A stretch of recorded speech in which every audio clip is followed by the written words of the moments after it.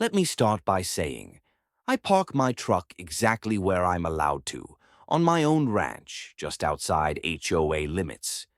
But that hasn't stopped Karen, the self-appointed dictator of the neighborhood HOA, from bothering me for months. She's complained about my fence being too rustic, my dog being too vocal, and even once claimed my barn paint clashed with the aesthetic tone of the subdivision, which, by the way, I'm not even part of. But last month, she went full Karen. It was a sunny Tuesday morning, and I had parked my personal unmarked department-issued Ford F-250 just outside the ranch gate while fixing a fence post near the road. The truck was backed in safely off the gravel shoulder. No obstruction, nothing illegal. I was maybe 50 feet away when I heard screeching tires. Then crunch. Karen, in her white Lexus SUV, had somehow cut her turn too tight while trying to whip into the shared service road and slammed her front bumper right into the side of my parked truck. She got out, sunglasses on, phone already recording like she was going for an Oscar. "Oh my God! Your truck was in the way! I'm going to need your insurance!" "No, actually, I think this is going to cost at least $50,000 in damages. I'll also be calling the sheriff and the HOA board. This is unacceptable." I walked over calmly, said nothing at first, just looked at the damage.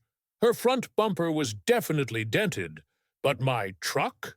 Barely scratched. I looked her straight in the eye and asked, "You want $50,000 because you hit my legally parked vehicle?" She nodded smugly. "You'll be lucky if I don't sue." I smiled and said, "Okay, great. Let's call the sheriff." She smirked. Already did. What she didn't know? I am the sheriff. Well, technically the county police chief, and that personal truck she just hit belongs to the department assigned to me. A few minutes later, two deputies arrived. She immediately marched up to them, voice raised, accusing me of parking illegally and causing her extreme emotional distress. That's when one of the deputies pointed at me and said, "Ma'am, that's Chief Harper. You just hit a government vehicle." I wish I had a photo of her face. The color drained out like someone unplugged her. She stumbled backward, mumbling, "I didn't know." He didn't say, "You didn't say you were the chief." "I didn't need to," I replied, "but I'll be needing your license, registration, and proof of insurance now. This is an official report." She tried to pivot.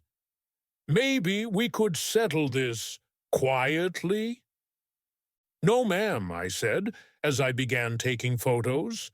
"Not after you tried to scam $50,000 out of law enforcement." Turns out she also didn't have valid registration. Car was impounded. She received citations for reckless driving, improper turning, and filing a false verbal claim. Last I heard, she's trying to resign from the HOA board to focus on her personal health.